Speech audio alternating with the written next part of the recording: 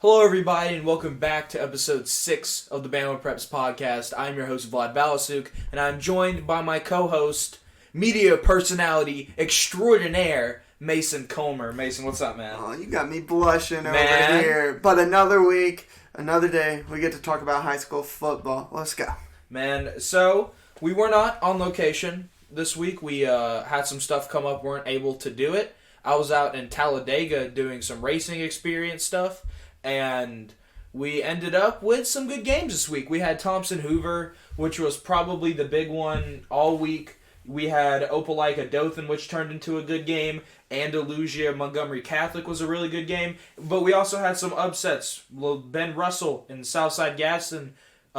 Ben Russell beating Helena and Moody beating Southside Gaston by a pretty wide margin, and that's actually going to set up a pretty weird scenario in that region with 5A. Rumor has it a hot dog eating contest. A hot dog, maybe. Hey, if they got to pick a coach, you pick a former NFL offensive lineman out there, Chad Slade. I think you're winning shooter. I bet Coach Gaines can down some hot dogs for Moody. You think so? Yeah, but Coach Hood for Leeds looks like he's had a few glizzies in his day. Jesus Christ! Oh my God, that's hilarious.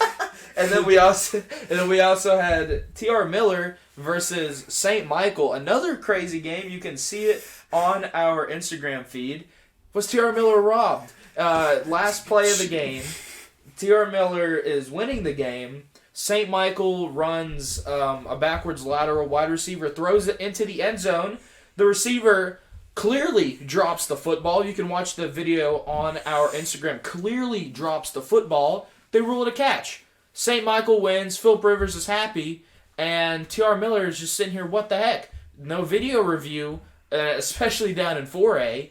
And it's a tough deal overall. And T.R. Miller gets the loss.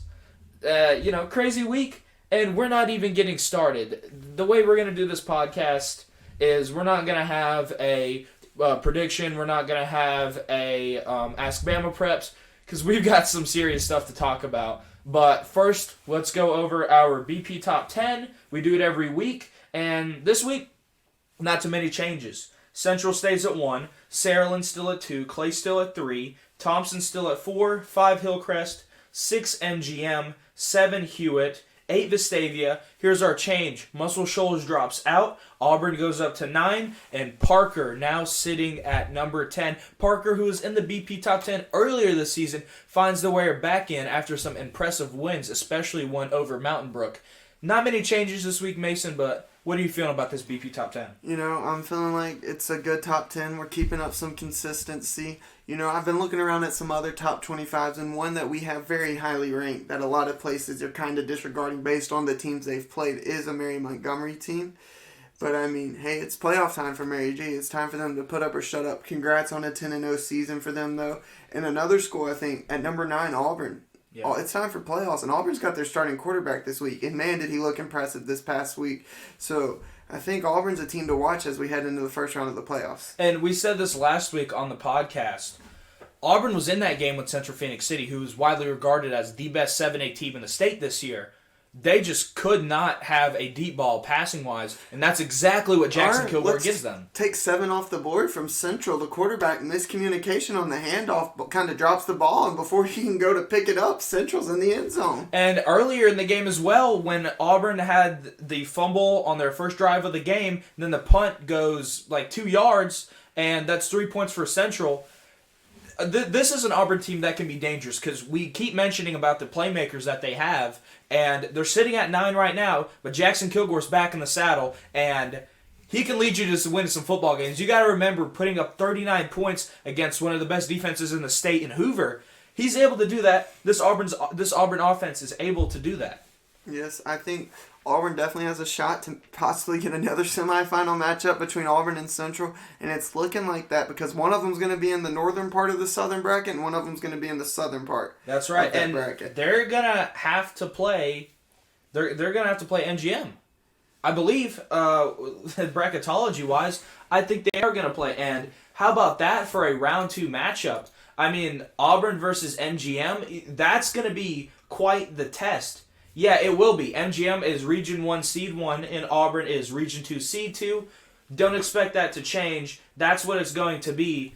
And tell you what, what a matchup that's going to be. You have a great season, and then it's like, hey, guess what? You got to play Auburn in round 2. I mean, but that Region 1 and Region 2 every year when they match up, you're going to know in round 2 you're going to get 2 of the best teams in 7A. Right, no doubt. And then we have our only change, as we just mentioned, Parker sitting at 10. They had a huge win over Mountain Brook. They didn't even have Malik Muhammad in. Did not even have their starting quarterback. Pinson Valley transfer Cameron Jennings in the game. So, I mean, their offense seemed to be pretty restricted based on the way that game was. I mean, that's just good Mountain Brook. That's what you expect when you're watching Mountain Brook football. They keep it low scoring, but they run some clock. And it just seemed Parker took advantage at the end of poor clock management and ran it out. Yeah, and when I spoke to some people at Mountain Brook, they were telling me you can't turn the ball over. You can't do it. Turn the ball over. I think they had a few turnovers. You'll lose the game. That's just how it happens. And I didn't realize how good of a year. Obviously at Mountain Brook you think of Cole Gamble, but they've also got a receiver, Clark Sanderson, who's gone over 120 and a touchdown in each of his last 2 games. And I'll say this about Mountain Brook really quick. They're not in our BP top 10, but they're hovering around that same range. They're a team that can make some noise in the playoff, and they possibly have a round 2 matchup with Clay Chalkville, which would be a huge game. I know. I mean, that would be a rematch of the 2021 state semifinal. Yes, which was an amazing game. Mountain Brook gave Clay all they could handle. I mean, what a year in 6A. You had the amazing state championship game between Hueytown and Clay. I mean, just some amazing playoff football. Playoff football is always amazing in Alabama. Doubt. And we're almost at playoff football now. We got one more week. We got one more week. Mason, now that we've talked a little bit about the BP Top 10, why don't we go to your games of the week? All right, so games of the week. It's week 10. We've got some teams off, some big teams off. We've got some big non-region games. I think Region 2 and 7A, they're finishing up region play this week with how big the region is. Yep. But let's be honest, those games are not worth us talking about, and they don't affect playoffs as that's pretty much locked up for them. So we're not going to talk about it. Well, we've got some big non-region games with some 7A schools taking on some smaller schools, and we're going to start with a big one. 8-0 Jackson in 4A taking on the 5-4 Davidson of 7A, who just clinched a playoff spot recently. Big for Davidson. Yep. And, honestly, this is going to be a pretty good game. Look, and Davidson, all props to them. They've had a great year. It's unfortunate that they're going to play Central Phoenix City in the first round, but someone had to play them. But what a job for them to get back into the playoffs. This is big stuff for Davidson, and I think they're gonna have a great warm-up game against a team in Jackson, a team who has a great quarterback, one that's on that same level as Andrew Alford, what Central Phoenix City has, Landon Duckworth. This Jackson team throws a lot of things at you. They've also got a really young running back who I have been hearing so much about this year, and they've got a good offense. There's no doubt that Jackson can move the football, and against Davidson, it's going to be a pretty crazy matchup. A 4A against a 7A is not something you see very often. Yeah, and I think it's going to be a very tight game in this one. But, I mean, I want to see these Jackson Aggies keep rolling. And, man, 4A South, it's fixing to be insane come playoff time. No doubt. Yeah, it's going to be one of the most hotly contested just sides of the bracket, and Jackson's looking to go undefeated regular season for the first time since 2011, I believe. Who do you got in this one? I'm going to take the Jackson Aggies to win it over 7A Davidson. Yeah, 7A's next to Davidson's name, but they've struggled in 6A before. So, I mean, it's not much. I think Jackson, talent-wise, matches well with Davidson, and I think Jackson can pull it off and get some big momentum headed into the playoffs. No doubt. I think that they can as well, and I'm going to be taking Jackson. All right, we've got a big one up here. Helena, 8-1, coming off a devastating loss, letting the region title slip out of their hands. At Benjamin Russell, a tough place to win. I've played there many times. Just the environment there, it just is like getting off the bus. It's flat. So props to him for putting up a fight. Taking on one of the hottest, but here recently a little disappointing, Vestavia Hills at 7-2. And I'm going to be honest, this game to me, just after what we saw from Helena last week, it showed me all I needed to know about Helena. I think Vestavia can handily win this one. Yeah, and let's go back a little bit. Let me give you a little bit of trivia. See, Helena Vestavia last season was the first ever on-location game in BamaPreps history. And I didn't know what I was doing. I was like live tweeting the game pretty much. I wasn't really posting any video or anything of it. I don't even think I had that capability. But yeah, this was my first on-location game last year. And I watched a significantly weaker Vestavia team last year absolutely steamroll pretty much the same Helena team. And the way that they just ran the ball is tough to stop. It was tough to stop John Paul Head last year. It's tough to stop them this year. Now, one thing I will give Helena credit, they're going to have Joseph Roberto come in with a full head of steam at John Paul Head pretty much every play. And he's no joke. Yeah, but do you think that Helena has the depth to match up with what Vestavia has up front? No, I doubt it. I don't think Vestavia's O-line can block that Vestavia D-line. I think, to me, this is going to be very good resemblance of Vestavia versus Mountain Brook earlier in the season. I think it's going to be almost a copy and paste type game. Maybe Vestavia puts up a little more points and stuff. So, well, yeah, I think that, and I think that Cole Gamble, as I drop my phone, I think that Cole Gamble and Jordan Washington are pretty similar backs with the way that they run. And yeah, I didn't even think about that. I think that's a great comparison. I'm still going to pick Vestavia here. If I was to give a score, yeah, it'd probably be around that 30. I don't know. I think Helena could put up some more points. They were able to last year, and I think they can this year. I think it's going to be a little bit closer than people think, but I still think that Vestavia wins by a couple. Well, this is the last home game for these Vestavia seniors, so you know they're going to be ready to show out and try to go out and leave a good mark before they head into the playoffs, and they got a lot to prove. Yeah, no, I agree. And another one we've got, rumor has it, BamaPreps might be here. We've got 7-2 Baker coming up all the way from Mobile, coming north on 65, all the way to the Mountain Brook Spartans at 7-2. And man, oh man, what a game this is in Week 10. I mean, a little special treat, I guess, for us. And, you know, this one to me, I just don't know how to feel about these Baker Hornets, man. And big games this year against Dothan and Mary Montgomery, they haven't shown up well. And, I mean, I guess we could say the same for Mountain Brook. I mean, they've won enough to get in the playoffs, but they've only beat their two losses against Parker and Vestavia, and those you could say are the two biggest games they've played. And also two of the best teams in the state, but you can also say Baker's played two of the best teams in the state, and those are their two losses. It's a really even matchup. Baker's bringing a high-scoring offense, though, into an amazing defense, well-coached defense in Mountain Brook. Coach Yeager's built a consistent program at Mountain Brook, whether it's 6A or 7A. To me, it's flip a coin. I don't know who to pick in this one. Yeah, I agree. You know, this is... I'm going to say it now, this is probably where we're going to be on Thursday. We're still trying to figure out a game on Friday. We're hopefully going to go double duty to make up for last week. But, yeah, this is going to be a good one. And Baker, who's reached a little bit of a cold spell, they were really good all the way up until that Dothan game. And then they beat Alma Bryant. Then they lose at Mary Montgomery, which is for the region. They only beat Fairhope by 5 points. They beat them 21-16. And going into this Mountain Brook game, a game that doesn't matter as much, you got to wonder, you got to drive all the way up from Mobile, like you said, down 65. This is a game, I had to, triple check. I'm like, are they actually playing? This is happening? Yeah, this is something I didn't even see on the schedule. And, I don't know, Mountain Brook, very fundamentally sound football team, got one of the best backs in the state. But on the other hand, Baker's got one of the most explosive offenses in the state. 66 against Davidson, 51 against Foley, 36 against Theodore. They can put up points, and they could do it in a hurry. So it's a really evenly matched game, like what you said. But who do you got? Who are you picking in this one? It's two opposites in my opinion. You got Baker. Baker's goal is to outscore you. Mountain Brook's goal is to, keep it close, and then when they need to score, they'll score on you. Baker is, Mountain Brook is definitely a run-first ball control offense. But in recent weeks, they've been able to get that passing game going as well. Like I mentioned, Clark Sanderson's had two of the best weeks, and a guy who needs to be on everybody's radar. Yeah, so with this one, I think Mountain Brook's going to get hot headed into playoffs and take this win. And, hey, it's a good big win to have headed into playoffs, really get that confident high. And, yeah, as we alluded to earlier, big win that can possibly give them confidence headed into round 1 and possibly round 2 against Clay. I hear you. And, yeah, I'd probably have to pick Mountain Brook as well. Just the way that Baker has been trending. Yes, a win over Fairhope last week, but not a very impressive one. And with the loss to MGM, a lot of bad momentum, I'm going to pick Mountain Brook in this one. All right, and we've got, to me, one of the biggest, I guess, they weren't a surprise in 6A this year, but they definitely bounced back after a terrible start to region play. We've got 7-2 Ben Russell, region champs, taking on Valley at 7-2. A big game headed into playoffs, two 5A, pretty good 5A and 6A teams, both dominated by Central Clay.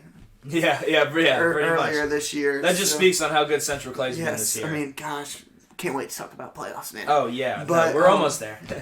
But in this one, I mean, to me, Ben Russell's got all the momentum riding. I don't think they want to let up in the playoffs. I think they've got something to prove this year in the playoffs. This is an amazing football team Ben Russell has this year, and I think they can take the win over Valley. Yeah, no, Ben Russell, they've got great talent on offense. They've got great playmakers. They've got good talent on defense, too. I didn't realize that until I watched them play Helena last week. And, yeah, they won the region after just reaching out of the casket. And after that Homewood loss, me and you sat here and was like, well, we can write off Ben Russell. But they snuck back in there. They won a close one against Briarwood on the road. Had to come up here to Briarwood. No easy task to win at Briarwood. And then they find a way to win. You win the ones that matter. That's it really right. doesn't matter what happens earlier on in region Just play. like Calera last year. I know. With their 4 overtime win over Helena, anything can happen in that region, and anything did. It seems to be Russell chaos won. every year. I mean, I thought the region favorite this year was Pelham and Helena, and Pelham's not making the playoffs this year. No, Pelham That's just complete disappointment for the Panthers this year. Yeah, but anyways, back to Valley here. You got to look at their losses. A loss to Hanley. Hanley's a good football team. You got to remember that. And then a 47-0 loss to Central Clay. That's just what Central Clay does apparently this year. But they also have some good wins. They have a good win, OT win over Beauregard, and then they also have a win at Carroll. Both of those away games. But yeah, it's going to be tough for me to pick against Ben Russell, especially after all the momentum that they have headed into the playoffs. Big win over Briarwood. Big win over Helena. Big win over Pelham. They have been absolutely rolling. I'm picking Ben Russell. Our next game, we've got a high-scoring Alabama one of the best offenses in Alabama this year. Fort Payne at 5-4, taking on Cherokee County 9-0, and I believe they have a pretty explosive running back that you know about, lad. Jacob Correa is one of the best backs in the state. You saw what he was able to do last year. And he took that team to a state title. Couldn't get the job done against Andalusia, but he's one of the best backs in the state. Tell us a little bit more about this matchup. Well, Fort Payne. What, 5-4 on the year? 5-4, and then you have Cherokee County sitting at 9-0, also with one of the best defenses in the state. But Fort Payne, I believe Fort Payne has been in pretty much every game they've played this year. Well, yeah, I think that 5-4 is a little bit deceiving. They had a 56-51 loss against Scottsboro to start the year, a 59-42 loss to Lee Huntsville, and then a 63-41 loss to Gadsden City, and then they just had a 1-point loss to Athens. They've been in every single game that they played this year, either winning or losing by one or a few scores. They've also been able to put up points in every single game. They're averaging 41.4 points a game, but it sucks because that defense is also letting up 31 points a game. Yeah. So in this one, to me, Cherokee County's got to be motivated to finish the season 10-0, headed into the playoffs. They want some redemption. I mean, the North and 4A is pretty wide open for them to get a repeat. Yeah. Back to state and taking on one of the whoever comes out of the South. Well, last year Cherokee County had a loss to Aniana and a loss to Fort Payne. They lost this game last year 35-16. This year it's been a completely different story for those Warriors, and they've been able to pull through in some key games. And really, it's been complete domination for them. And they were able to avenge that loss against Aniana. And I think that they do the same against Fort Payne. I've got Cherokee County in this one. Yeah, I think Cherokee County will finish at 10-0 headed into the playoffs. All right. Who you got next for us, Mason? All right. I'm going to save this big rivalry game for the end. Let's do it. We're going to cover Center Point 7-2 versus Leeds 7-2. Just got announced today. We're filming this on Monday. Just got announced. It's coming up to Thursday. Kershaw, Leeds, and Center Point. We wanted to be there. We wanted to see the green wave roll, baby. But you think the green wave is going to roll? Look, Center Point 7-2. Yeah, but one of those wins is a forfeit win from Pell City. The Pell City did win that game, didn't Pell City beat Center Point. So Center Point, just like last year, this team to me, their record doesn't speak to how they've played this season. Yeah. And their 2 losses, I don't believe their 2 losses are like close games either. Well, when it comes down to it, they are making the playoffs, though. For the second year in a row. Yeah, their 2 losses this year are to a 39-14 loss to Clay Chalkville and a 35-14 loss at Oxford. Now, those are probably the best 2 teams in that region. But you got to remember, they've also got some pretty good wins this year. They have a win over Shades Valley, a win over Pinson Valley. They've taken care of those region teams that they needed to take care of, as well as a win at Tylertown, Mississippi. a 28-18 victory. And I think that Center Point's a good team, but I think that what Leeds is like on the ultimate high right now. I mean, they beat Moody. I don't know how this works. They beat Lincoln, they beat Moody, they beat Alexandria. Southside Gadsden was a blemish, but I think that might have been a little bit of a fluke loss for them. could be, yeah. No, the way that region's been it's been crazy. I mean, shoot, I think the most fair way to do it is do a hot dog eating contest Hey, inside look, that region. we're gonna be strong advocates for hot dog eating contests. Let's call Matt Stoney, Joey Chestnut, get them down here. Joey- Let's Montgomery, Alabama. Let's do it outside. Want to do it in Montgomery? Let's do it on the Riverwalk. You know where they had that giant fight with the chairs. Let's do it at the Montgomery Brawl. We'll set up the chairs. We'll have high security on there. Okay. Me and you will MC. No, they should do it on the riverboat. Riverboat. No. Okay, we're gonna do it the Decathlon. Imagine Coach Gannis or Slade swimming in to get up there, start eating so hot dogs. You've got Jerry Hood, who's probably going to be the hot dog champion, but then he's going to get in the river and swim over to the second hot dog eating station, and Gannis is probably going to make up some ground there. Yeah, I mean, my parents did CrossFit with him. I heard he was a dog in it. Man, look. I mean, gosh, we need to get a scouting report on this hot dog eating contest. This is big. This is big time. But no Let's joke. get back to this game. I don't know where that just went. But I think Leeds is going to keep rolling. Center Point, I just don't know how to feel about the team. They're such an unknown entity. They are. I mean, all the credit and I could to eat my them. words. It's a hard place to win at Center Point. It's the Birmingham City School. There's a lot of talent in Birmingham. And the way it's set up, it's just hard to win in Birmingham. I think Leeds pulls this off, goes to 8-2, heads into playoffs, and maybe they get a region title this Friday. We'll see. Moody sure thinks that they got it. Moody does, but Southside does, and not so fast like Lee Corso. All right. Is that it? You got any more? All right, we've got the big one of the week, Week 10. They've waited all year. It's like the Iron Bowl for these schools. It's the Battle of Murder Creek. We've got T.R. Miller at 6-3, should be 7-2, versus W.S. Neal 7-2. Look, I think T.R. Miller is livid after being robbed at St. Michael's. To hand, I mean, no matter even if it was a win or loss, that's a program-defining win for St. Michael's. We gotta talk about that game. Well, that was bad. I don't know. I watched the video. The ref didn't even look like, and it could be a different ref who made the call, but the dude didn't even look like he was looking at the ball. So what I heard from replies on our Twitter and Instagram, it was the white hat that made the call in the end, and he deemed it a catch. But I mean, the white hat's behind the entire offense and defense. Yeah, you can't even have so a good he could have assumed that the guy caught it and put down the ball to go celebrate. But I mean, gosh, just devastating. I think I sent you a thing. Somebody said he was probably just focused on the DBs not having his knees covered, so that's why he didn't call. Didn't call it incomplete. They should have knee pads are in now. Yeah. So, but I mean, it's a rivalry game. Everybody's going to be up for it. It's a big game down south. Bruton, Alabama. Man. I think T.R. Miller, though, they take it over W.S. Neal. And look, T.R. Miller, outside of that loss, they have a really tight loss to W.S. Neal. Then they've got blown out by Jackson. But, I mean, as we mentioned, Jackson is a really good team. And then you look on the other side at W.S. Neal's losses, a blowout at Mobile Christian, and then a close loss to Thomasville, who's the second best team in that region. And, yeah, I think that this is going to be a T.R. Miller victory. It's going to be a big game, but I wouldn't want to play him right now.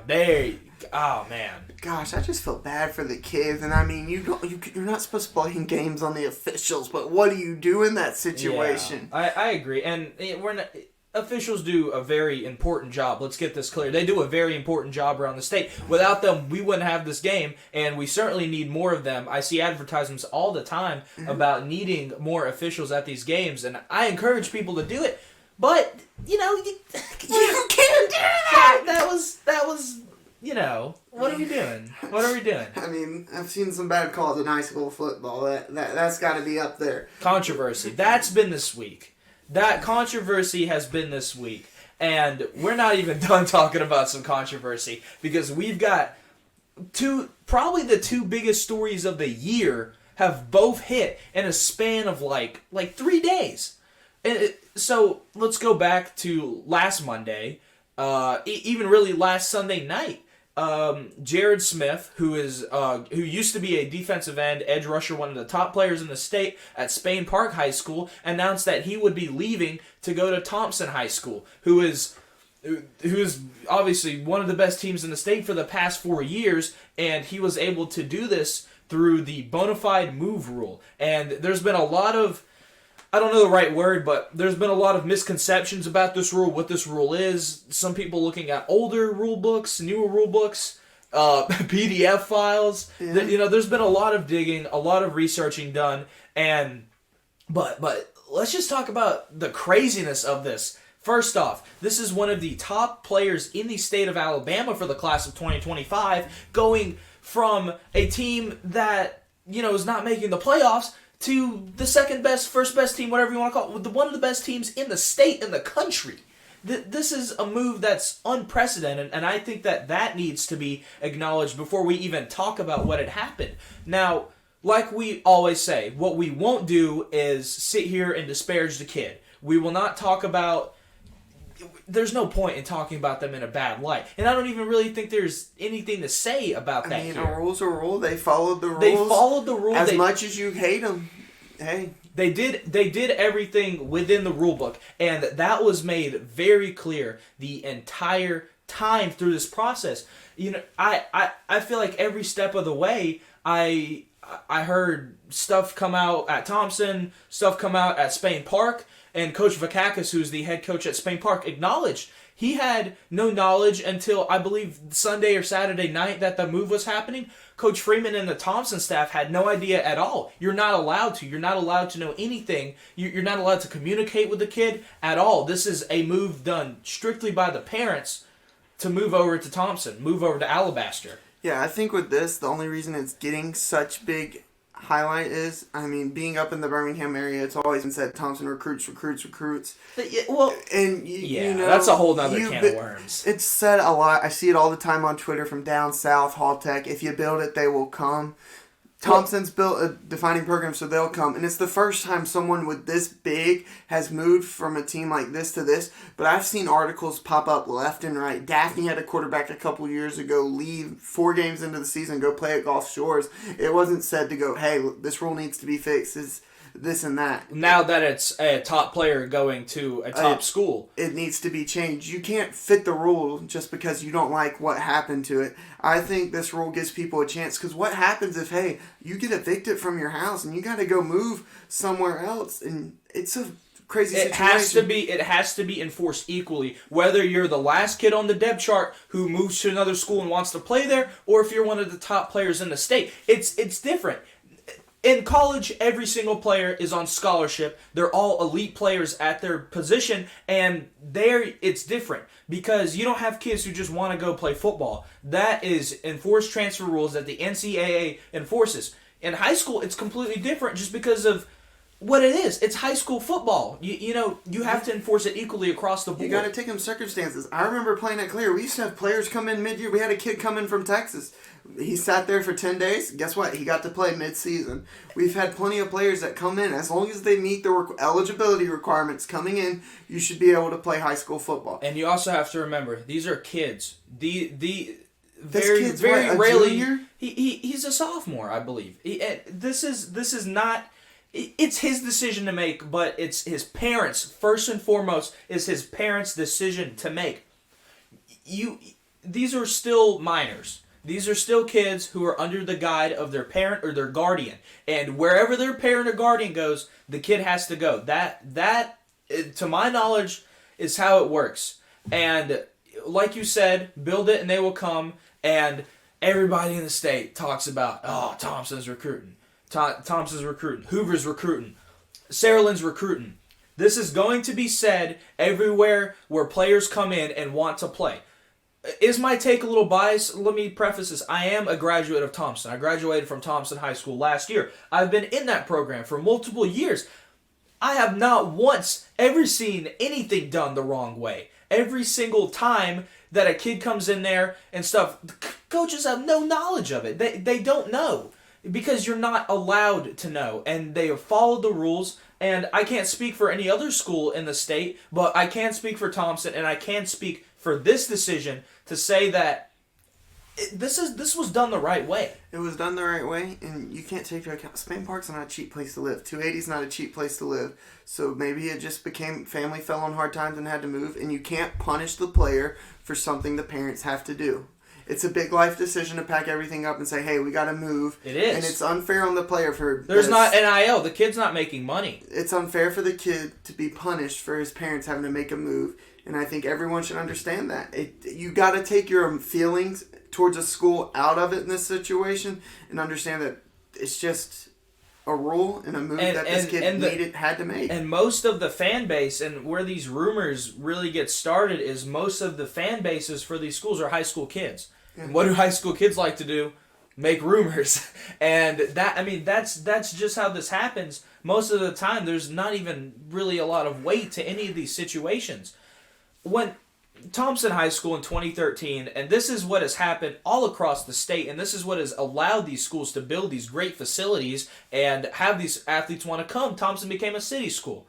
You get to allocate your money where you need it to be for the athletics program. What does that mean? You build a new high school. You build a new stadium. You build a new indoor facility. You get one of the top coaches in the state to come coach. And you know what that does? That makes a winning program. You put those ingredients together, it's going to work. And of course, people want to come play there, and that's what it comes down to. And no shame to Vakakis. They are building a great program at Spain Park. And we commented on it last year. Even without Jared Smith, they still have one of the best young teams in the state. Next year they're going to be in a Vestavia type role, still losing Jared. maybe not as much hype going into him, but guess what? They still got 2 more years to be ready and go into it. No doubt. And Vakakis is building something special. They had a great finish to the season. They got a big one against Pelham to close it out. But it's not that he left a program to do that. It's just, it's a big public move, big time prospect. People are upset. People got to take their emotions out of it and understand it's more than just football. I agree. I completely agree. And if you have any other different opinion than the way that we laid out, please feel free to comment. If you're so mad right now, feel free to comment. We love to talk about it. We love to debate about it. You have to create discussion the right way. You can't just go in and you can't go in from a place of just all-knowingness. You can't just say, they're cheating.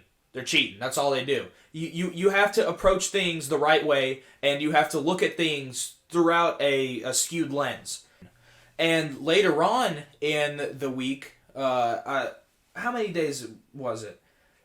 4 days after? 3 days after? Maybe not even that. But Gulf Shores High School got hit with a report from Simone Eli of WKRG, which is a news station down in Mobile, saying that Gulf Shores is under investigation by the AHSAA of eligibility violations. Now, the whole story was pretty crazy. Her report came out saying that, quote, "We've obtained documents that show Gulf Shores-based fitness company paid monthly rent for at least 4 Gulf Shore High School athletes/families, 3 of them being transfer football players." And she mentioned a player moving from Alexandria High School down to Gulf Shores High School a few years ago, which, as we know, is Ronnie Royal, who moved from Alexandria, one of the top backs in the state. She didn't mention his name, but she pretty much mentioned his name. There was reports that the AHSA was going to be there on Monday, which is today, and Gulf Shores athletic director came out and said that they do things 100% the right way. And now on a radio show, was it a radio show? It said local radio show. Ben Thomas reported this just probably less than an hour ago. Yeah, he said, Gulf Shores head coach Mark Hudspeth said he is 100% confident that no one in his school has done anything inappropriate in the wake of a possible AHSAA investigation. Gulf Shores is 9-0 right now, the number 1 team in Class 5A, according to MaxPreps.com, and they have a huge game against BC Rain coming up this Friday, and this comes out and hits the program. And you got to look at this a few ways. The story itself, I don't know how knowledgeable our listeners are about the entire story, so we'll kind of give you a brief rundown. There's a company called Gulf Shores Athletics. Let's say this is all alleged. Now, let's give Gulf Shores Athletics is separate. Is a separate entity. It's a training program. They run a facility out there. They do 7-on-7s. Yeah, they're kind of like, I guess, I don't know how to describe it. They're there. They're kind of there. They are alleged by legal documents to be in a lawsuit alleging that they were paying rent for certain players and their families to live in Gulf Shores. And the only reason this is coming out because the places they were paying rent for these kids, allegedly, they have quit paying rent, and at this point and the owner of Gulf Shores Athletics owes thousands of dollars to these people to pay for the rent for these kids' apartments. Luxury apartments, yep. Allegedly. And Simone Eli reported it because it was legal documents that were made public in a lawsuit. And she reported it. Now, it's clear that part's true, that Gulf Coast Athletics owes money to them for apartments. And it is true that the leases of these apartments are to the families of Gulf Shores football players and Gulf Shores athletes. Yeah. This is the truth of this argument. All that has come out in these reports. Now, where the lines get blurry is the involvement with Gulf Shores High School. Now, this is something that I'm not knowledgeable on, and I will not speculate on. Well, I guess you kind of have to speculate a little bit to come to some conclusions. The way you have to look at this is, was there any involvement between Gulf Shores Athletics and Gulf Shores High School and head coach Mark Hudspeth and everybody involved? Was there collusion to get those players to go down to Gulf Shores and play football?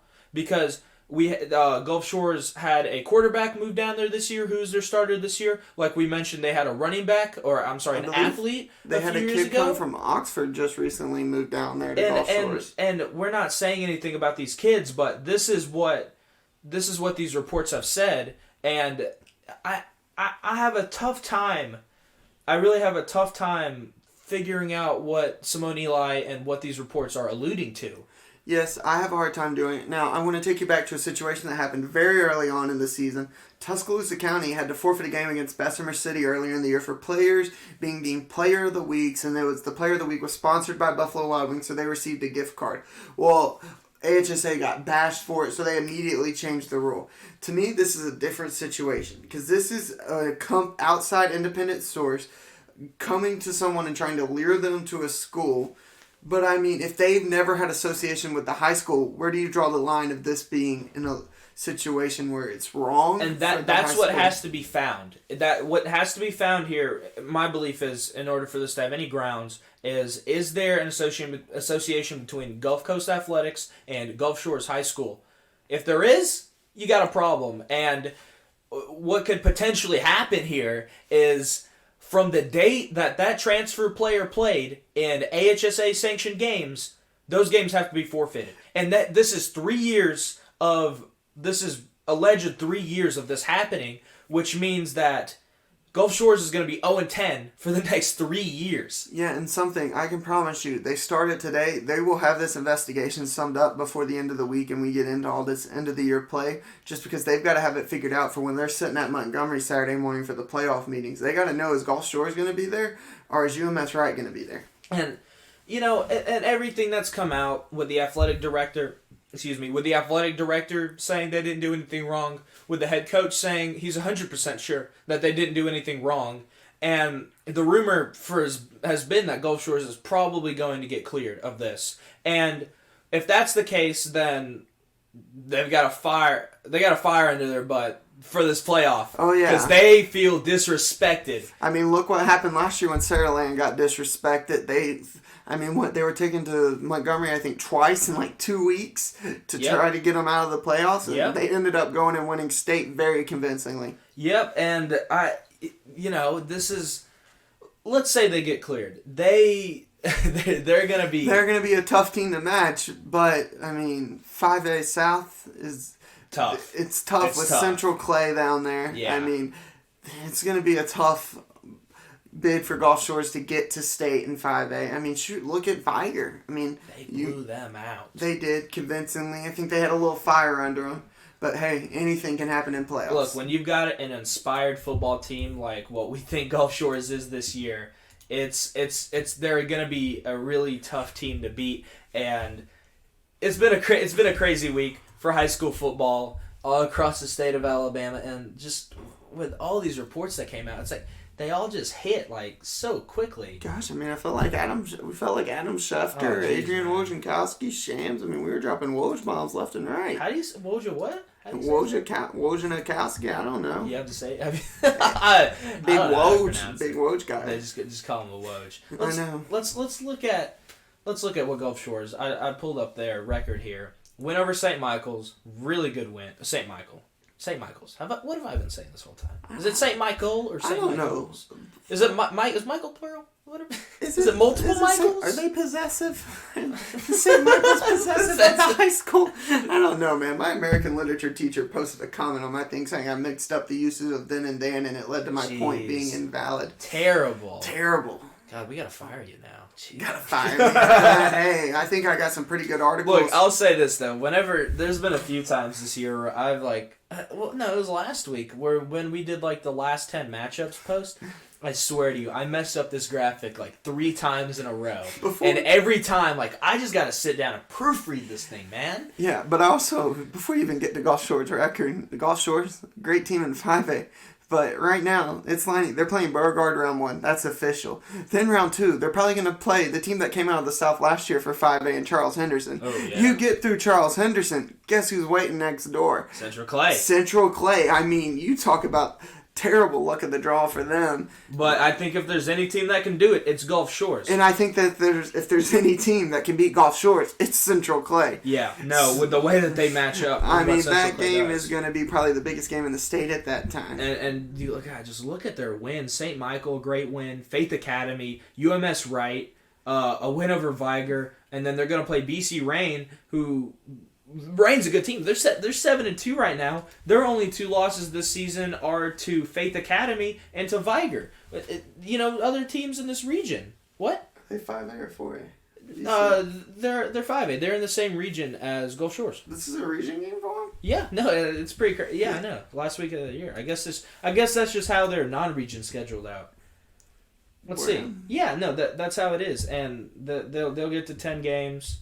And how about this? Credit to BC Rain. They've had a pretty good year. Yeah, I mean, BC Rain loses this game. They probably fall. Faith Academy's hoping for a loss for them so they can work their way in. I mean, Faith Academy's got LaFleur this week, so it shouldn't be too difficult of a win for them. But, I mean, gosh, I'm just tired of all this news, man. Oh, God, man.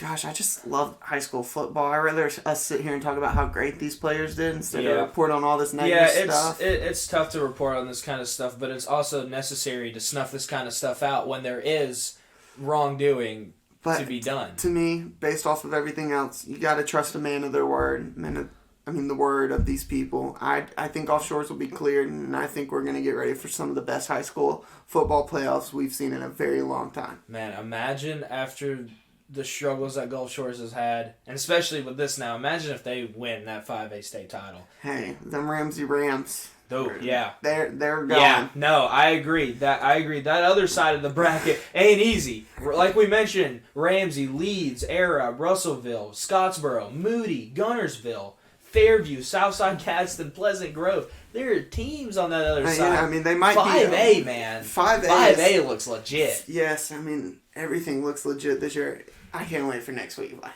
Me neither. Anyways, like we mentioned earlier in the pod, we don't have a Ask BamaPreps. Partially, that's my fault. Gosh, what is BamaPreps doing? God, man. I'm going to Preps Bama. Preps Bama.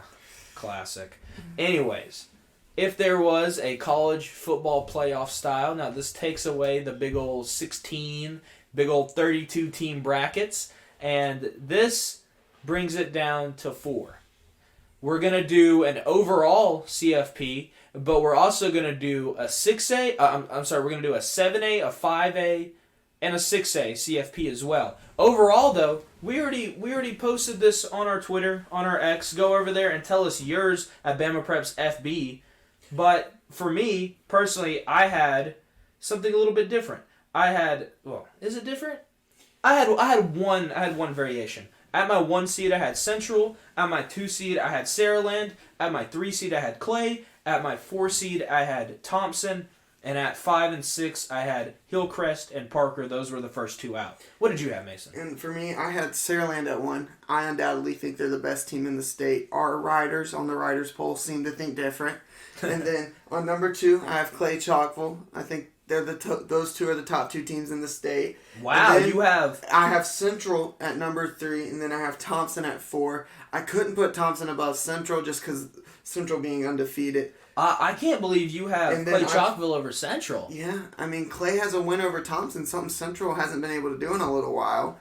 And then I've got Hillcrest at 5, and then I had to give Mary G. Montgomery their credit. I had to put them at 6. To me, they're like the Notre Dame of high school football right now. They have a great regular season, and then they play Navy and UMass every week. That might be what 7A Region 1 looks like outside of Baker. Yeah, you don't know. But you got to give them credit. I want to point out something that's a little controversial about this. Mr. Kentrell Tyson, he replied to our Twitter with Thompson at 1.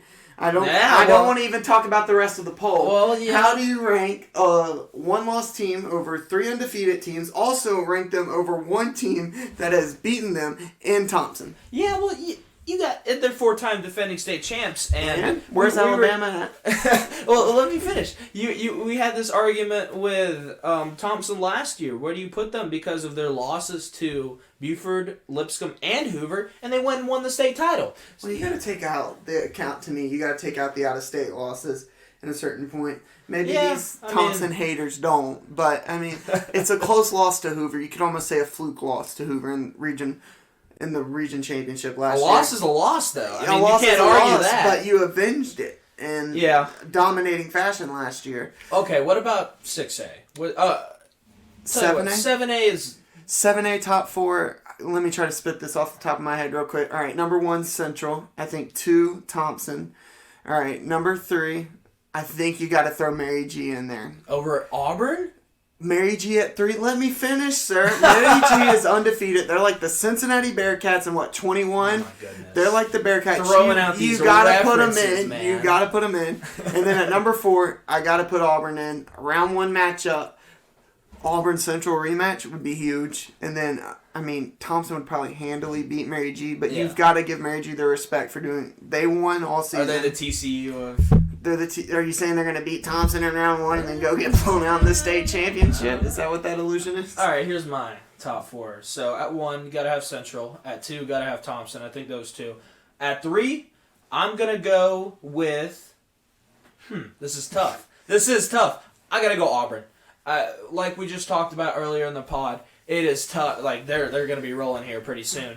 And at number 4...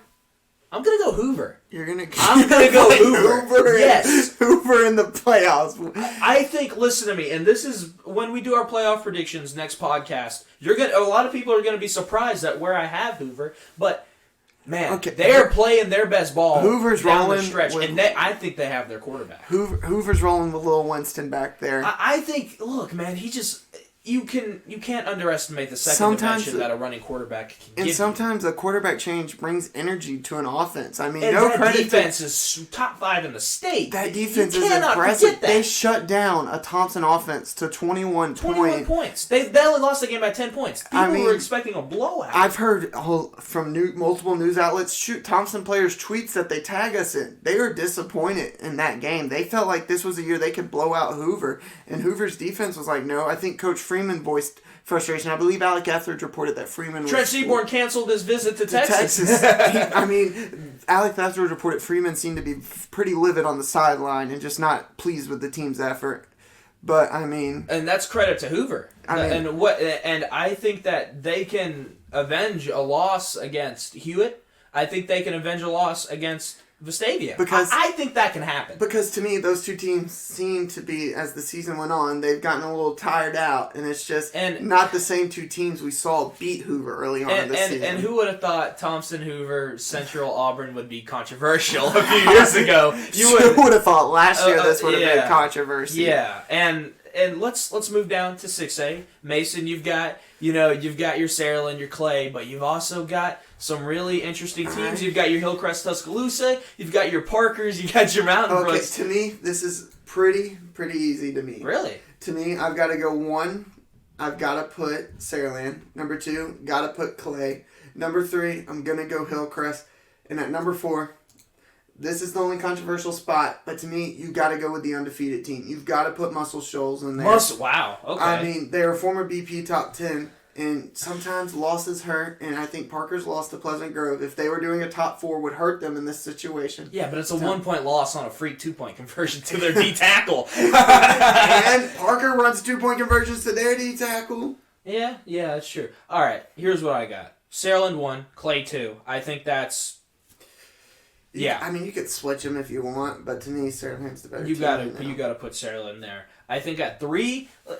I mean, look, Hillcrest Tuscaloosa, let me say this, is a good team. They are a very good team. Undefeated for the past 2 regular seasons. Bryson Kimbrough, great quarterback.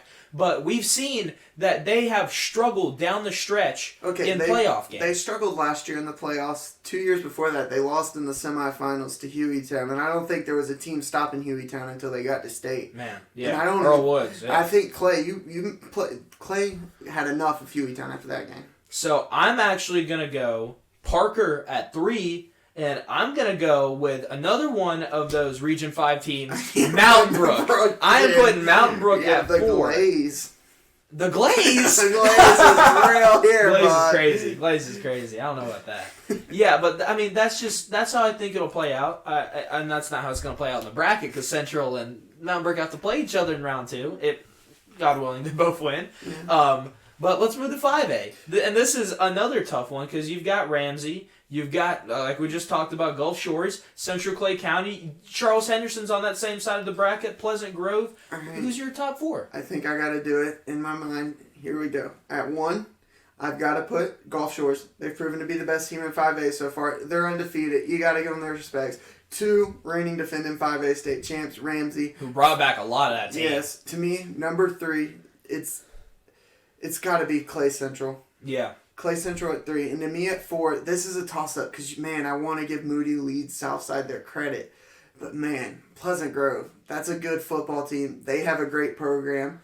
I've got to put Pleasant Grove at the 4, and I think the first 2 out for me are Leeds and Moody. Yeah, I mean, that's definitely up for debate. And the theme with Pleasant Grove has just not been able to finish out. They have not been able to finish out their playoffs. They've had a great team. I mean, they lost in state. What was it? Was it 21? I think it was 21. They played Pike Road.